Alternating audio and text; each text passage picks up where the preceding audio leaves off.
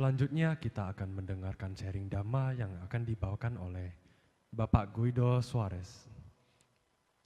Bapak Guido Suarez dengan tema Buddha Dharma Nusantara, Mengkuak Borobudur, Peta Menuju Potensi Tertinggi.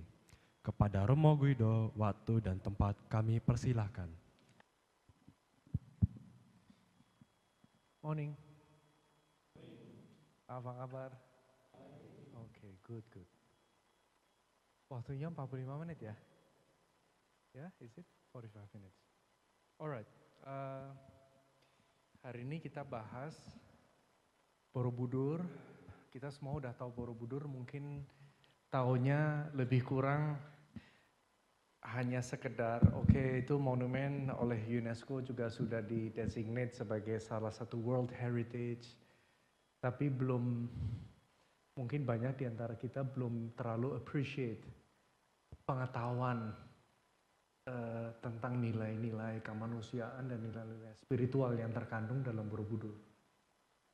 Jadi guru saya namanya Salim Lee, Bapak Salim Lee, kalian bisa lihat di YouTube juga banyak videos yang detail tentang Borobudur. Kita sama grup teman-teman mungkin berapa puluh orang melakukan research itu sejak mungkin tahun 2007 apa 2005, about 20 years ya, sekitar 20 tahun. Dan sebenarnya sudah waktunya ilmu pengetahuan, ilmunya tentang cara hidup terampil yang diajarkan di Borobudur itu mesti diketahui oleh seluruh dunia. Jadi kita lebih bisa mengapresiasi Borobudur bukan hanya sebagai monumen karya seni yang memang luar biasa sekali, tapi selain itu juga Borobudur sebagai peta untuk menuju potensi tertinggi kita sebagai manusia. Peta itu dari kata pata, seperti bodhipata pradipa, itu artinya cahaya pada jalan menuju penggugahan, ya. Petanya itu ya, maka itu pata jadi bahasa Indonesia peta. Nah, Borobudur itu kalau mau dijadiin kurikulum itu 4 tahun juga nggak bakalan cukup. Ya, karena memang itu kompendium pengetahuan yang bisa ditinjau dari berbagai aspek. Dari aspek arkeologinya bisa, dari aspek budayanya bisa, dari aspek seninya bisa, tapi terutama dari aspek filsafat dan pengetahuan tentang human development. Dan Borobudur, saya sangat suka dengan istilah Borobudur sebagai a monument of kindness, monumen kebajikan, monumen kebaikan hati.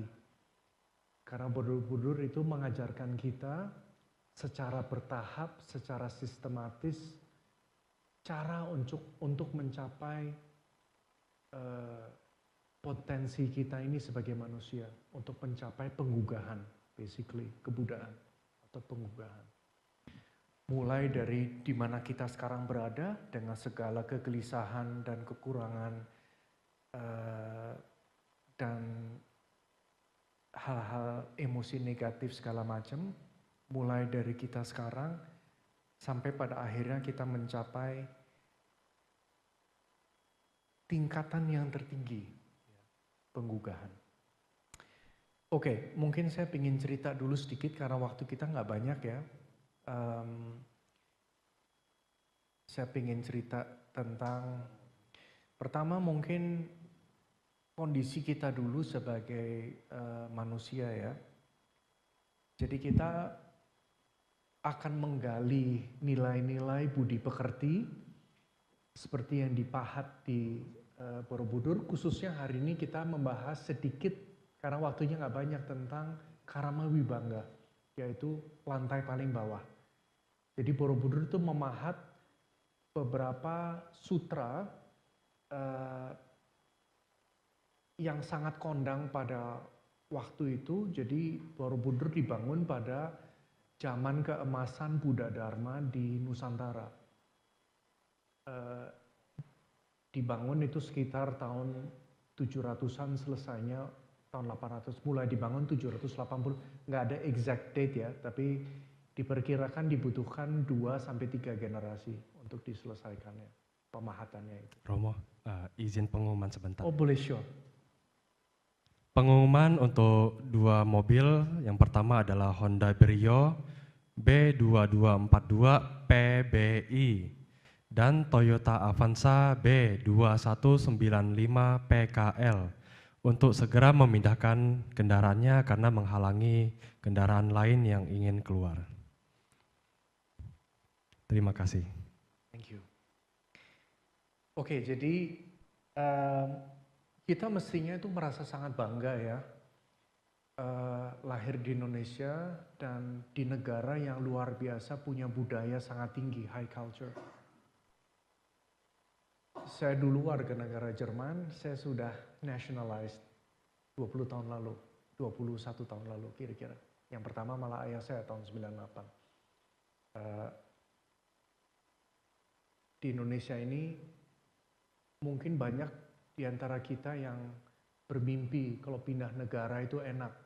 Pindah ke Amerika, pindah ke Kanada atau ke Selandia Baru atau kemana ya. But I can tell you, kalau dari segi kekayaan budaya, itu Indonesia itu luar biasa. Dan kekayaan makanan juga. Di Indonesia ada berapa bahasa ya? Ada yang tahu? Lebih dari 700. Ada berapa makanan yang suka makan? Yang diketahui ya, yang diketahui itu sekitar 7.000. Ada semur jengkol, ada soto ayam, soto kikil, soto apa ya. Yang vegetariannya Sundanis itu luar biasa ya, gado-gado, ketoprak apa. Just imagine 7,000 dishes. My God, maka itu kulinernya Indonesia dibandingin kulinernya orang-orang Barat. Yang Barat paling top siapa kuliner? Dianggap paling top Prancis. Prancis dianggap tinggi, Indonesia ini mak di atas itu ini. Tingkat kulinernya tuh luar biasa Indonesia. Belum tahu orang Prancis, teman yang saya ajak makan, biasanya kalau saya ada tamu dari Jepang, dari Europe ya, dari Amerika, saya nggak ajak makan. Ngapain orang Jepang diajak ke makanan Jepang di sini, kan lucu. Ajak makan Sunda, makan Padang. Waduh, sambil kepedesan, sambil geleng-geleng. Enak sekali kata ini, luar biasa ya. Jadi one of the things itu juga yang saya appreciate itu kreativitas urusan kuliner. Anyway, kita bahas Borobudur hari ini. Ya. Nggak bahas kuliner, itu for next time. Jadi tadi ya kita menggali Borobudur itu ada beberapa teks ya. Yang pertama paling bawah tuh Karma Wibangga. Lalu di atasnya lagi adalah Jataka dan Avadana. Di atasnya lagi Lalita Wistara dan yang paling atas itu Gandavyuha. Nah teks-teks ini sudah kita terjemahkan lagi ke bahasa Indonesia. Yang terakhir yang Lalita Wistara itu sama Gandavyuha diterjemahin sama teman-teman bareng-bareng itu it took a few years, beberapa tahun dari Mandarin, dari teks Mandarinnya. Dan Mandarinnya itu banyak yang pakai classical Mandarin, bukan modern Mandarin. Dan itu ada sensei yang jagoan sekali. Senseinya ini biksu sebenarnya dia. Yang dia membantu menerjemahkan. Jadi memang ingin kita mengembalikan lagi ke Indonesia kebijaksanaan dari nenek moyang kita ini loh. Harus kita kenal loh. Orang Indonesia, kita sebagai orang Indonesia mesti tahu.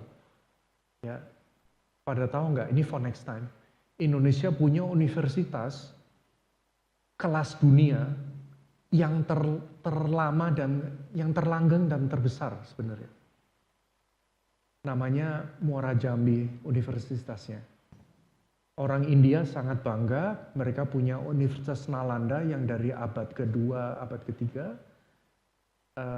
Ukurannya berapa? Ada yang tahu? Ukuran luasnya 4 hektar.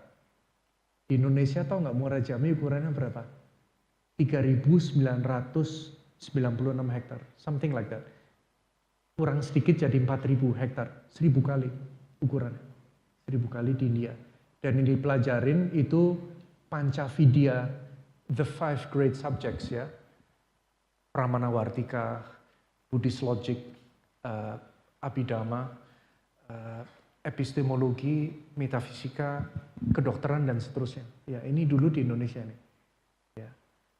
Dan waktu itu sama my teacher juga kita setelah lama mencoba meyakinkan para arkeolog di Indonesia, akhirnya berhasil meyakinkan mereka dengan temuan-temuan tekstual dan evidence yang baru bahwa Muaro Jambi adalah universitas, bukan benteng, bukan kota, bukan kepala negara di situ, bukan. It was a university. Sistemnya sekarang itu masih digunakan di Tibet dan di India sekarang tentunya, di universitas yang namanya Sera, Ganden, sama Drebong, ada 3. Ya. Sera itu dulu di Tibet universitas yang luar biasa, yang besar banget. Ganden itu 40.000, di sana biksunya ada 40.000. Dan yang dipelajarin itu sampai jadi dapat gelar doktor itu butuh waktu 25 tahun. Dan ini kalau kita lihat di dunia itu universitas yang berbobot semua punya Department of Buddhist Studies, semuanya ada, you name it.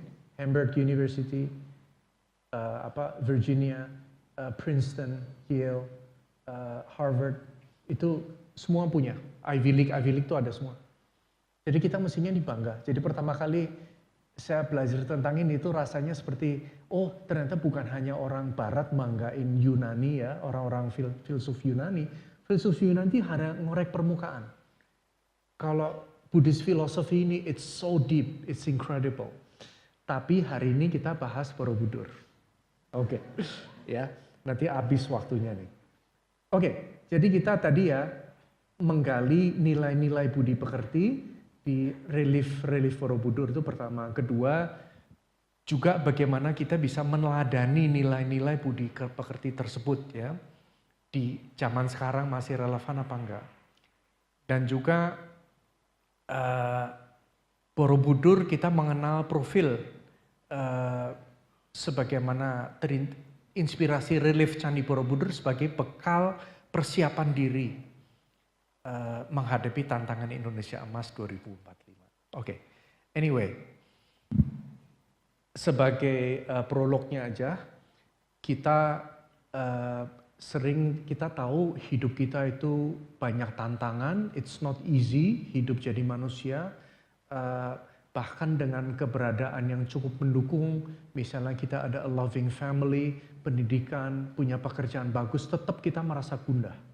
Ini pengalaman universal yang kita semua sebagai manusia itu alami. Memang duka adalah bagian dari hidup. Semakin kita nolak, semakin besar dukanya. Semakin kita embrace, semakin kita bisa merangkul bahwa oke, ini memang pengalaman sebagai manusia itu memang kita ada tantangan seperti ini, hal-hal begini, kita lebih siap untuk melakukan transformasi. Ya. Tapi kita biasanya ya mencoba mencari solusi itu secara eksternal.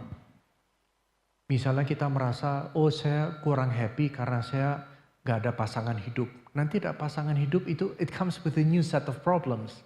Ya ada tantangan-tantangan baru lagi. Atau kita merasa kita nggak pede, terus kita coba nutupin nggak pedenya dengan beli tas bermerek. Atau kita selalu mencoba yang eksternal. Kalau nggak kita merasa nggak pede, maka itu kita cari jabatan. Atau mencari solusi-solusi yang eksternal.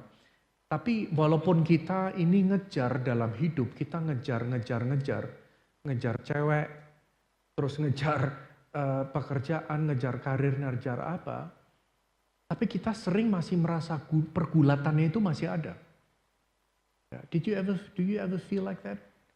Jadi life it doesn't work dengan cara strategi hanya mengejar keinginan, menolak yang kita nggak mau, Ini mestinya strategi seperti ini mestinya sukses dong. Buktinya semua orang juga melakukan itu. Tapi nyatanya kita masih gundah. Jadi sebenarnya what's going on? Where's the problem? Masalahnya itu di mana? Kesalahan kita tuh di mana? Sehingga kita masih tetap gundah. Nah, sedikit lagi sekarang sebelum memasuki karma wibanganya, saya ingin menjelaskan dulu juga tentang kalau kita tak kenal maka tak sayangkan, out of sight, out of mind. Dan kita semakin bisa appreciate Borobudur, semakin kita mempelajarinya. Maka itu saya sih sangat menyarankan daripada apa istilahnya doom scrolling, lihat satu TikTok ya. Saya nggak ada TikTok di HP ini, nggak ada TikTok. Misalnya dibuka TikTok, lihat satu, nanti terus lagi. Berapa lama? Indonesia ini paling jagoan nih, sayangnya. Indonesia juara nih dalam hal ini nih. Ya, menurut statistiknya dari Google, orang Indonesia yang punya smartphone not so smart, tapi rata-rata itu bisa 4 jam per hari. Ya, just unbelievable. Maka itu kalau kita bilang saya nggak ada waktu untuk belajar, nggak ada waktu untuk meditasi, oh really? Kamu jadi ngapain malam-malam? Ya, jadi itu urusan prioritas saja semuanya. Cuman ini doom scrolling, itu you just wasting your life. Hanya buang-buang, kehidupan kita dibuang. Waktu yang udah hilang itu, it will not come back. Ya, dan saya nggak tahu manfaatnya apa. Konyol-konyolan gitu. Ada nggak sih? Asyap itu masih ada nggak? Zaman dulu ada Asyap ya? Masih ada nggak itu? Namanya siapa? Gledek apa siapa namanya? Halilintar, namanya Halilintar kan? Ya, Asyap, saya nggak tahu sih, saya karena nggak ngikut yang gitu-gitu. For me it's just useless karena itu sayang, itu meracuni masyarakat Indonesia dengan hal-hal yang saya nggak tahu gunanya apa sih. Saya nggak tahu aja sih. So please take it a little more seriously. Maksudnya don't take life seriously. Tapi kalau kamu mau scrolling karena kamu capek atau mau nonton TV, mungkin sebentar kali nggak apa-apa lah. Cuman jangan sampai 3, 4, 5 jam gitu. What a waste. So ada banyak hal yang lebih bermanfaat yang bisa kita lakukan.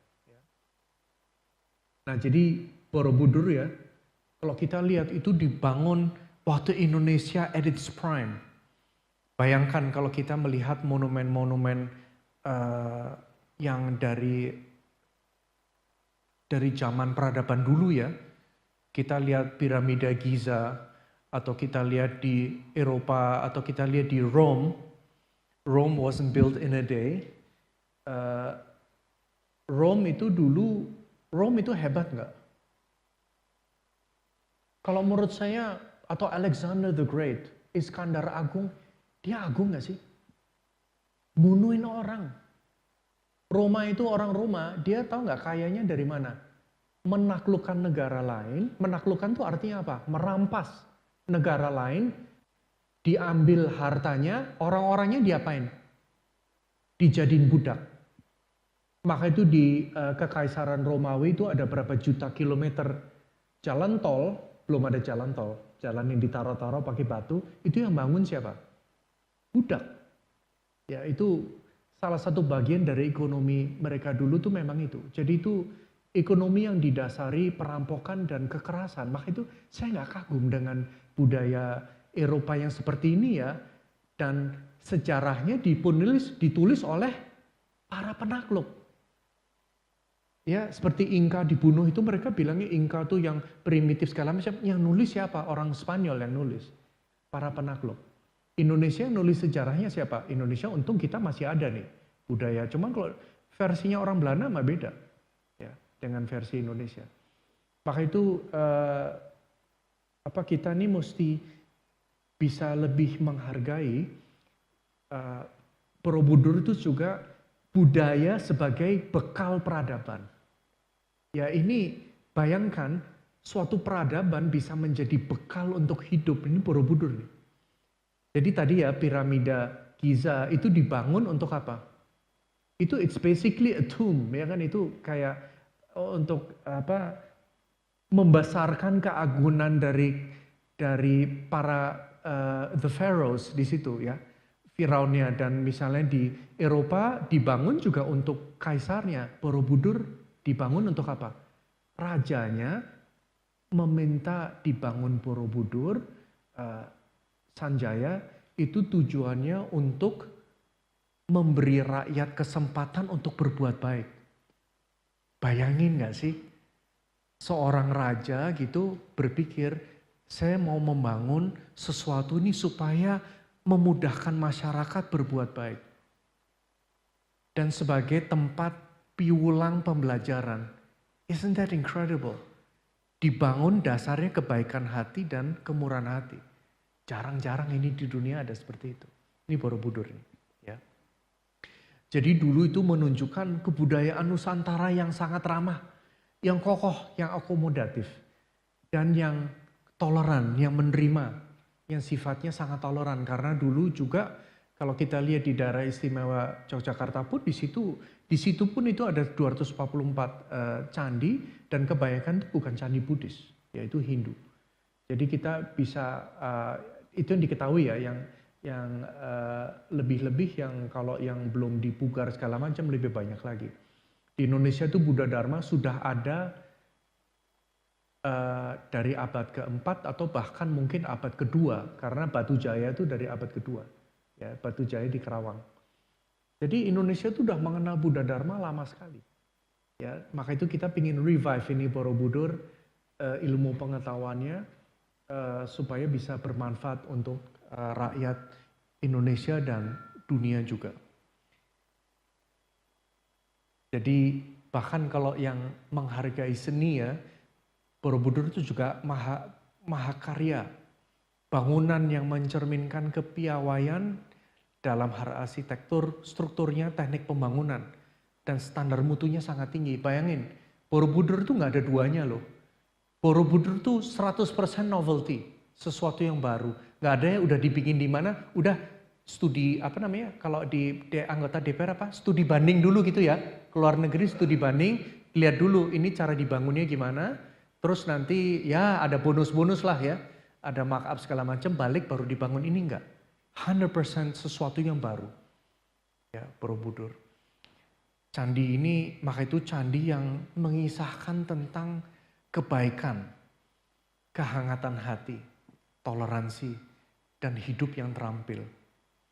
Ya, ini sayangnya sebenarnya saya masih ingin elaborasi lagi, tapi waktunya tinggal 30 menit ya. Alright, 30 minutes, right? Oke, kita sekarang ke sini ya. Lihat yang di sini.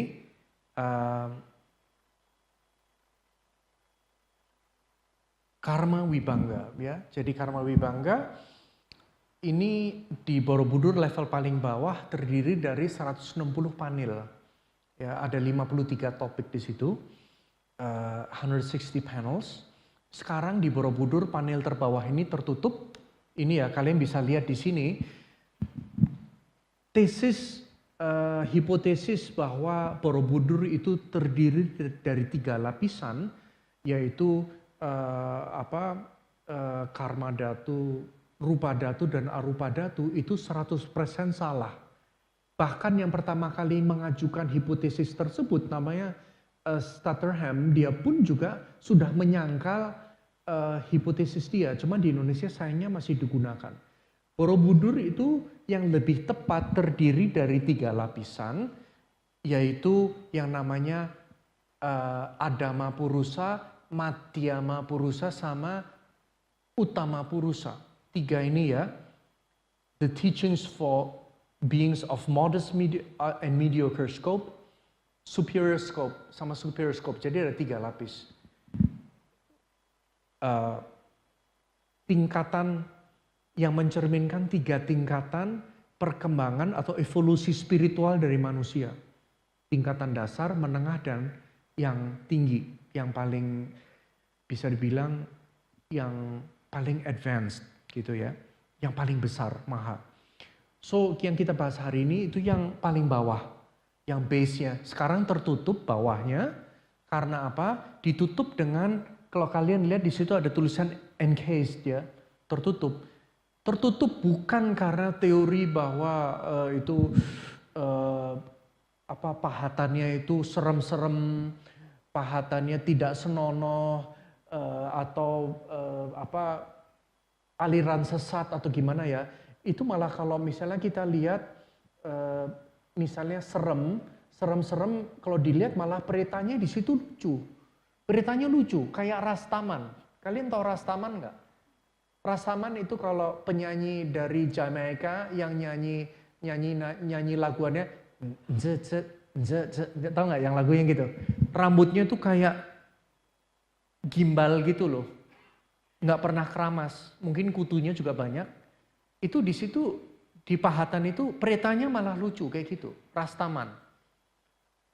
Terus kalau di situ kita lihat wanitanya setengah badan tidak berbusana karena memang di budaya zaman dulu itu it's no big deal.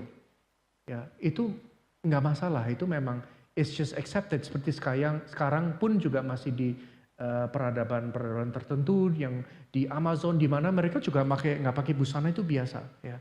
Jadi alasan kenapa ini ditutup itu karena saat pembangunan Borobudur selama puluhan tahun kena hujan dan mereka pada waktu tidak mengetahui, dulu mungkin belum ada geolog yang bisa dipinjam dari misalnya dari Chevron Corporation atau dari Shell atau dari Pertamina, geolog yang jago-jago dulu belum ada. Jadi Borobudur itu kan dibangun di atas bukit kecil ya, ada bukit kecil. Di bukit kecil di dalamnya itu ternyata clay, tanah liat.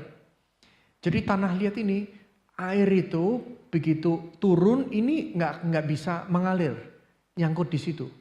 Jadi itu seperti clay bed dari suatu telaga atau danau, itu bawahnya clay itu airnya maka itu nggak ke bawah, nggak meresap karena itu ketahan. Jadi Borobudur itu ketika dibangun itu melorot. Hujan dan dia melorot dan mereka mikir gimana nih caranya.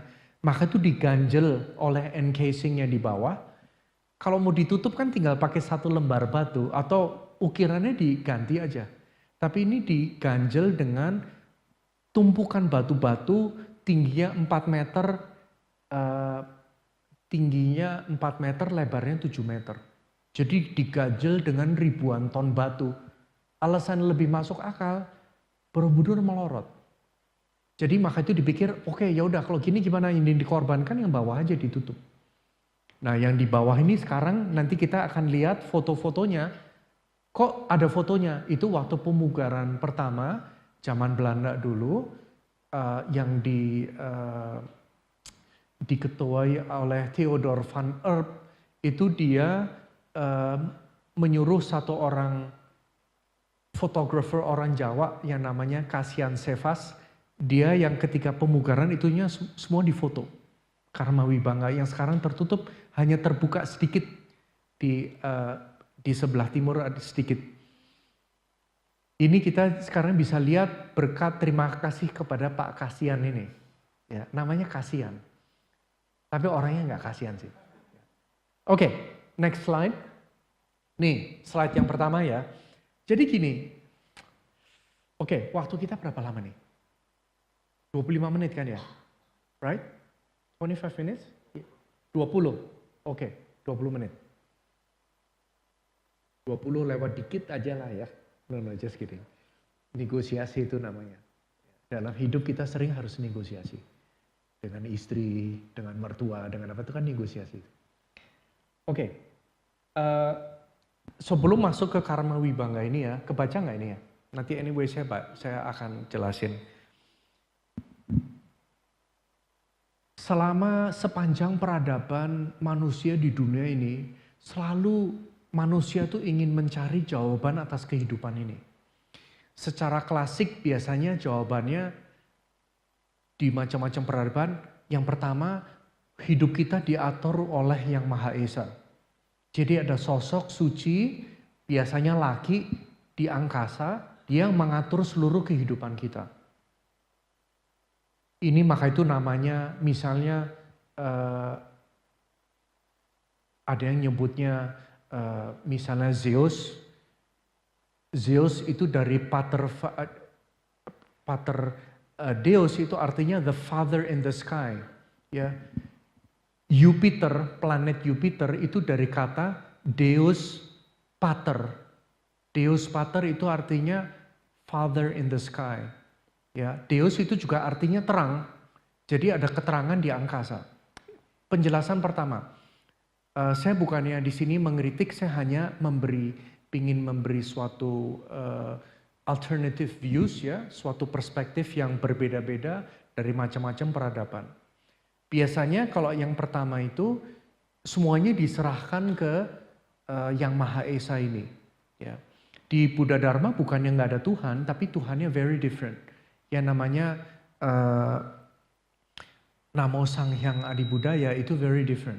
The idea is different. Ya. Bukan Tuhan yang maha kuasa, maha penyayang, of course. Maha pengasih, tapi maha kuasa enggak.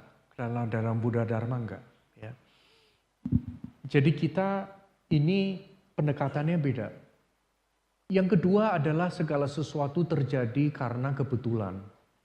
Ya, ini juga it's the scientific worldview. Segala sesuatu terjadinya tuh karena sebab yang adanya di luar. Jadi misalnya orang itu bisa kepleset jatuh, atau misalnya anak-anak masuk ke dalam bisnya masuk ke jurang, 46 mati, 1 hidup. Ini kejadiannya karena remnya blong. Ya, sebabnya adalah karena remnya blong. Ini menjawab bagaimana terjadinya, cuman nggak menjawab kenapa 60 anak ini. Kenapa 1 anak ini nggak mati? Orang tuanya bilang, wah masih dilindungi Allah. Apakah 46 anak dari 47 hanya 1 yang dilindungin? 46 nggak dilindungin. Dan ini sekarang gini ya, ini juga kelemahan mungkin ya, kalau orang yang kurang pede, karena kita dari kecil selalu kalau ada masalah lari ke orang tua. You run to mommy. Karena kita merasa biasanya kalau yang namanya refuge atau mencari perlindungan itu ada 2 faktor, fear sama faith. Fear kita takut nih ada kecoa. Terus kita ada faith, kita yakin sama mama bisa do something about it. Ya. Maka itu lari ke run to mommy atau run to daddy. Nah, begitu nanti udah gede, run kemana? You run to God, most people. And the thing is, kita yang bikin masalah, tapi kita nggak bisa subkontrak masalah kita semuanya ke yang Maha Esa. It doesn't work like that. Kalau misalnya memang intisari dari agama adalah, udah yang penting kamu yakin. Apakah Yesus Kristus, ke Allah, kemana, hanya yakin itu, mestinya nggak ada Bible yang tebal sekali. Mestinya nggak ada tradisi-tradisi agama yang bukunya tebal-tebal, mestinya hanya setengah halaman aja. Percaya ke Tuhan and that's it. Nah, ini ada, jadi tadi pandangan pertama, pandangan kedua itu scientific worldview yang zaman sekarang. Pandangan ketiga adalah kita yang punya andil. Dalam hidup kita yang bikin hidup kita sendiri. Nggak ada kebetulan, nggak ada hoki, nggak ada sial, nggak ada pacenya salah, nggak ada hong sui-nya nggak pas, nggak ada yang hitung-hitungannya, maka itu lahirnya dimundurin, kalau nggak sesarnya dibikin pas tanggal tertentu sesarnya, supaya dia nanti hoki. Ya, no such thing dalam Buddha Dharma. Semuanya dalam Buddha Dharma adalah terjadi karena karma, ya, nggak ada kebetulan. Nah, now we talk about karma nih, ya, dijelasin karma wibangga. Kalau kita sekarang sudah mau mengambil tanggung jawab untuk kehidupan kita sendiri, sekarang kita jadi lebih mature, kita lebih dewasa, kita mulai tidak menyalahkan orang lain, tidak menyalahkan Tuhan, tidak menyalahkan orang tua, karena kita tahu your life is in your hands. Dan kita sekarang kalau kita ngalamin sesuatu yang gak enak, kita tahu tuh karma kita sendiri. Ya, I wish we had more time. Diskusi karma lebih detail. Ya, oke, ini yang pertama nih. Ini di Borobudur nih, ya. Baru level yang paling bawah nih. Ada 10 jenis karma yang menyebabkan makhluk berusia pendek. Ini ya, diri sendiri melakukan pembunuhan. Pertama, kedua menganjurkan orang lain melakukan pembunuhan. Diri sendiri melakukan pembunuhan tuh misalnya apa? Ada nyamuk, kita beli raket geledek. Seret. Ya, ada kecoa, kecoanya dibunuh. Ada kucing, kita makan kucing goreng. Makan binatang-binatang hidup di restoran seafood yang katanya fresh. Fresh itu hidup loh artinya loh. Ya, live fish. Terus kita milih lagi, nih, yang ini nih mas, yang ini nih, yang gede nih, yang ini. Ya. Atau menganjurkan orang lain melakukan pembunuhan.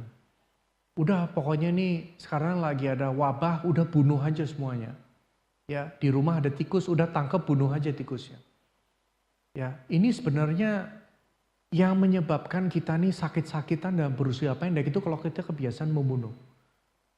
Oke, saya ingin jawaban yang jujur. Siapa yang di sini masih pakai Baygon? Ada yang pakai? Oke, senyum-senyum berarti iya. Ya, itu artinya apa? You don't understand karma. Andainya kamu ngerti karma, you will not kill. Kamu gak akan bunuh makhluk. Mungkin pakai autan. Cuman gak mungkin kamu mau bunuh nyamuk. Bunuh nyamuk tuh kira-kira hatinya tenang gak? Om Mani Padme Hum. Semoga kamu masuk nibana, saya doakan. Emang gitu? Kalau bunuh kan benci. Dari tadi gue udah suruh lu pergi, lu datang lagi. Rasain tuh kan. Lu jadi, kita nih selain bunuh sekalian puas lagi. Jadi diginiin lagi sekalian. Ya, sebenarnya menurut karma kita nanam yang pedas. Buahnya hasilnya apa? Pedas. Nanam yang manis, buahnya pasti manis juga. Nanam jengkol, dapat jengkol, nggak mungkin dapat yang lain. Pingin mangga ya mesti nanam mangga.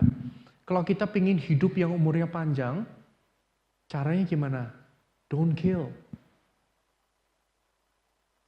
Saya dulu waktu zaman COVID ya, saya kan WFH tuh di rumah. Saya di rumah ada kantor juga, buat kerja weekend, saya buka jendelanya. Nah saya baru tahu itu demam berdarah itu jam kerjanya sama kayak kita, 9 to 5 juga dia. 8 to 5. Kalau malam tuh bukan demam berdarah by the way. Ya itu hanya dia jam kerjanya kayak kita lah kira-kira. Jam 8 sampai jam 5 sore, jam 5 dia pulang. Pamitan dia pulang. Saya kena tuh demam berdarah waktu itu. Apakah saya kena demam berdarah karena saya sengaja nggak bunuh nyamuk? Kalau menurut ini saya kena demam berdarah bukan karena nyamuknya, itu karena karma saya. Dan saya nggak tahu saya kena demam berdarah waktu itu. Saya ke rumah sakit, udah mau sembuh, dicek, oh bapak habis demam berdarah ya. Saya bilang, oh saya nggak tahu. Tetangga saya kena demam berdarah meninggal. Ya. Supir yang punya supir itu. Supir di perusahaan Jepang, gajinya besar, dia punya supir. Dan dia buka warung. Dan dia kena demam berdarah, ke rumah sakit dia meninggal. Jadi ini, you better stop it. Maka itu ada yang namanya function dan seterusnya ya. Kalau kalian di sini udah biasa bunuh nyamuk, bunuh apa, lakukanlah yang namanya pratipaksa sebaliknya. Ini jadi yang pertama nih ya. Yang kedua, yang ketiga dan keempat, memuji tindakan pembunuhan. Ada polisi yang membunuh rampok, di surat kabar kita bilang, rasain, good work, bagus. Padahal yang bunuh ini masih anak-anak yang dibunuh. Si polisi juga sepanjang hidup dia menyesal. Nembak begal, nembak apa nih ternyata anak dia nggak tahu. Ya. Cuman butuh pengarahan aja. Jadi kita jangan ikut memuji tindakan pembunuhan atau senang lihat pembunuhan. Ya. Ada di TV gebuk-gebukan itu apa MMA atau apa itu ya. MMA itu apa? Amit-amit ya, apa sih MMA itu? Masih ada nggak sih di Indonesia itu? Dulu kan ada itu ya, gebuk-gebukan gitu. Dibayar lagi, ya dibayar besar. Unbelievable, ada ya? Nggak ada ya? Saya nggak tahu, soalnya saya udah lama nggak buka TV. Udah lama banget, saya nggak tahu. So, senang lihat pembunuhan, ya. Mengharapkan kematian orang yang tidak disukai, ya. Jangan kita mendoakan orang supaya meninggal. Merasa senang atas kematian orang yang tidak disukai. Jangan seperti waktu itu di mana ya, di Inggris waktu itu Margaret Thatcher meninggal, itu pada turun jalan pada merayakan. You know, unbelievable. Ya, atau merayakan siapa meninggal. Don't do that. Don't do that. Kecuali kalian pingin umurnya pendek ya monggo. Ya, silakan di sini pingin sakit-sakitan, rayakanlah kematian orang lain. Rayakanlah orang lain kalau susah kamu ikut senang. Ya. Menggugurkan kandungan orang lain. Ya. Sorry, next slide. Saya tadi lupa, saya kira ini connected. Yang coba ini berarti sekarang slide keberapa nih ya? Coba boleh dimajuin nggak? Nah ini dia, benar. Ini dia ya. Menggugurkan kandungan orang lain dan juga menggugurkan kandungan sendiri juga sih ya. Menyarankan orang lain menggugurkan kandungan. Ya. Jadi menggugurkan kandungan orang lain itu artinya si dokternya. Tapi juga kalau si suami minta istrinya suruh menggugurkan. Atau si istrinya juga menggugurkan. Itu semuanya kan pembunuhan. Jadi bukannya orang yang menggugurkan kandungan itu mereka jahat dan gimana, it's not that. Kadang orang itu biasanya menggugurkan kandungan itu karena mereka nggak tahu, nggak ngerti, ketakutan, merasa kepepet dan seterusnya. Ya. Tapi kalau misalnya memang sudah terlanjur dilakukan, karena saya di wihara beberapa kali setelah Dhamma Talk itu ada yang datang dan dia sharing tentang gugurin kandungan gitu dan itu ada yang bertahun-tahun itu nggak hilang itu. Rasa guilt feelingnya apa itu nggak hilang. Jadi nggak kayak gugurin udah besok life itu biasa. It's not like that. Penyesalannya itu lama sekali. Ya. Tapi kalau memangnya misalnya udah dilakukan ya, you know, ini memang kalau bisa kalian mulai sekarang itu justru melakukan sebaliknya. Membantu orang lain yang sakit, membantu di panti jompo, membantu melepaskan function ya binatang dan seterusnya ya melakukan yang sebaliknya kalau udah terlanjur dilakukan ya. Oke, next one yang berikutnya mendirikan tempat penjagalan para makhluk ya. Ini juga kalau kita ini pembunuhan makhluk lain itu juga incredibly sangat violent. Apalagi kayak di Indonesia itu sering nggak profesional dan pembunuhannya itu bahkan kayak di Australia di mana itu juga it's still killing ya. Itu tetap pembunuhan. Dan bagaimanapun juga itu faktanya itu pembunuhan. Dan pencurian selain itu. Ada yang makan telur? Saya makan telur juga sih. Saya mestinya minta izin sama ayamnya dulu. Karena itu kan bukan punya saya. Kan telurnya diambil sama si peternak ayamnya ini. Telurnya diambil dan ayamnya ya apa dia mungkin kadang nyariin juga telurnya. Mendirikan tempat penjagalan, menghasut, nah ini next one ya. Menghasut orang lain untuk bertengkar dan saling mencelakai. Ini kita juga you be very careful dengan ucapan kita. Jangan mengompori, tapi gunakanlah ucapan kita ini dari welas asih itu nanti kalau hati kita welas asih, ucapan yang keluar ini ucapan yang merukunkan, menyatukan, menyembuhkan, memperbaiki, menyemangati, encouraging, dan yang positif, yang berterima kasih dan seterusnya. Ya, our speech itu is very powerful. Jangan digunakan, jangan ikut kelompok-kelompokan, jangan ikut ribut-ribut, jangan kayak gitu. Itu nggak akan menyelesaikan persoalan. Ya. Nah ini 10 karmanya menyebabkan makhluk berusia pendek.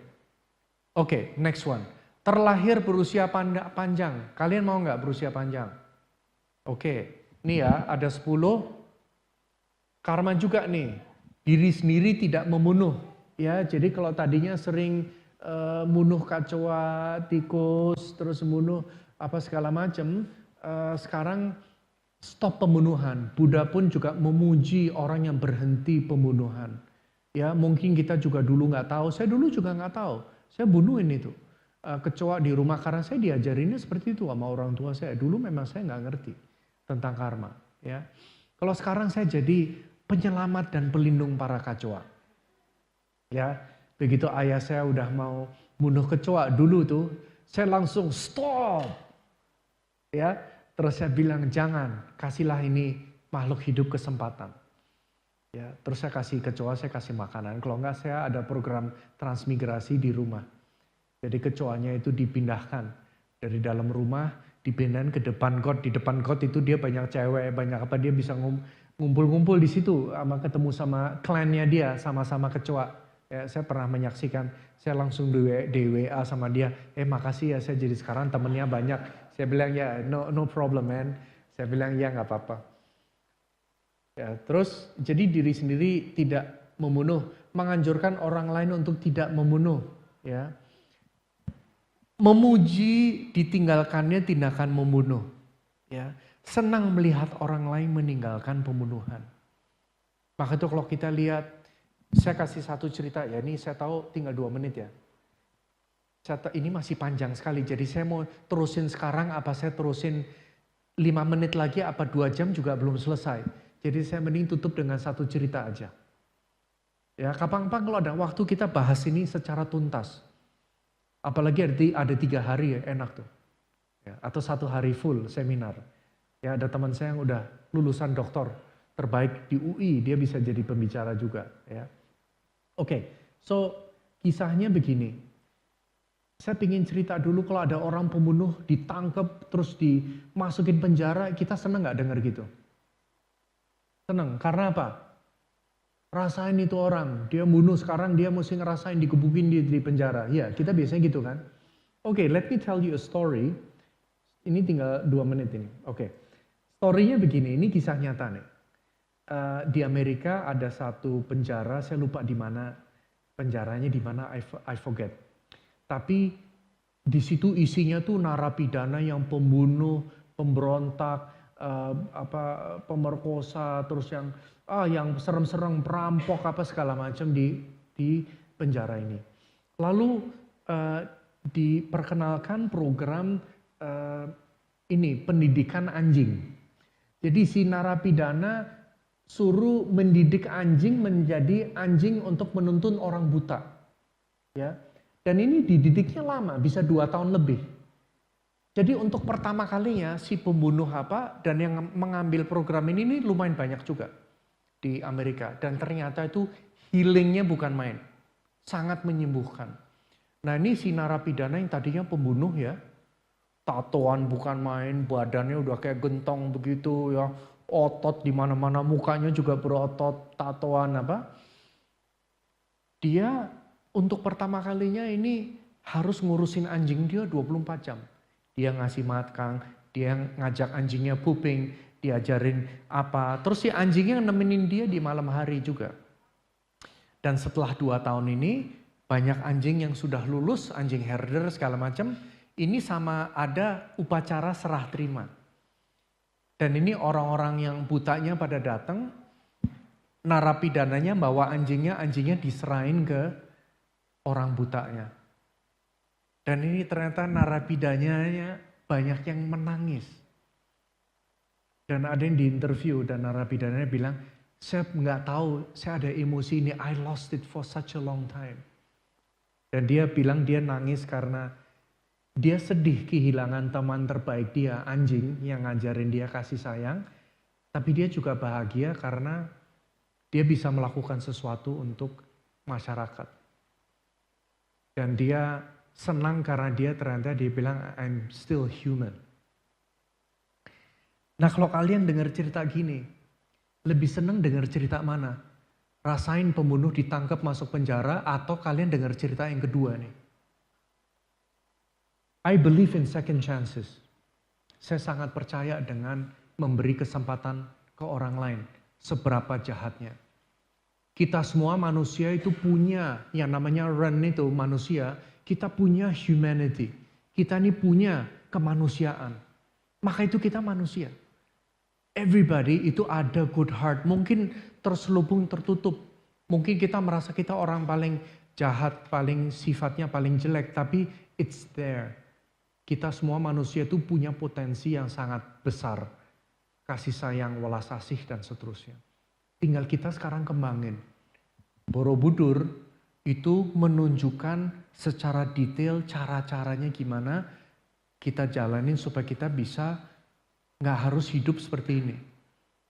kita bisa hidup jadi manusia yang berguna, yang bermanfaat, yang membawa goodness to other people. Borobudur itu tentang kebajikan. Dan kalau kita, ini benar-benar penutupnya sekarang ya.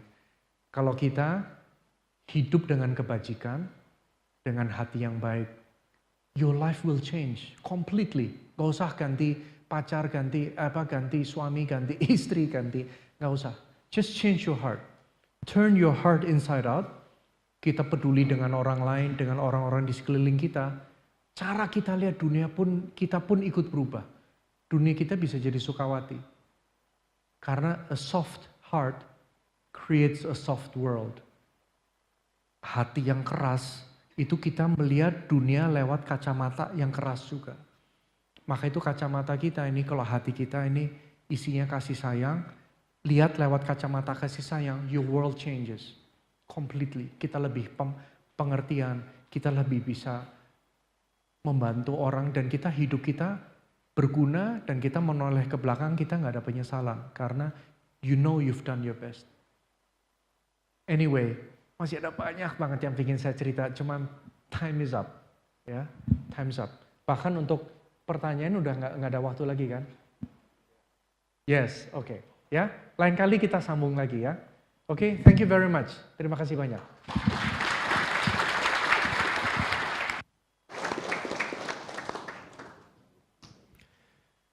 Terima kasih kepada Romo Guido sharing Dhamma yang dibawakan.